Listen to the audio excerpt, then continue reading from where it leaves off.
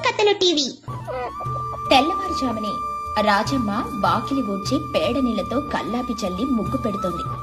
ఆ ముగ్గులో రంగులు వేయకపోయినా ఆమె వేసే నైపుణ్యం ఆ వాకిలికి నిండుతనాన్నిస్తోంది. అరుగు మీద నారాయణమూర్తి కూర్చొని రేడియోలో వార్తలు వింటున్నారు. ఆ రోజుల్లో రేడియోనే ప్రపంచాన్ని చూసే కన్ను. లోపల వంటింట్లో పార్వతి, లక్ష్మి కలిసి కాఫీలు సిద్ధం చేస్తున్నారు. పొయ్యిలో మండుతున్న కట్టెల పొగ వాసన ఇల్లంతా వ్యాపిస్తోంది. రాజమ్మా, కాఫీ ఎక్కడా? వార్తలైపోతున్నాయి. రామకృష్ణ ఇంకా నిద్ర లేవలేదా? ఆకాశ మేఘావృతమే ఉంది. పొలానికెళ్ళి గట్లు చూడాల్సిన సమయం అవుతుంది. గాలి కూడా ఇటువైపుగా వేస్తుంది. వర్షం పడే సూచనలున్నాయి. నిన్నటి చినుకులకి భూమి మీద నుంచి మంచి వాసనొస్తాంది.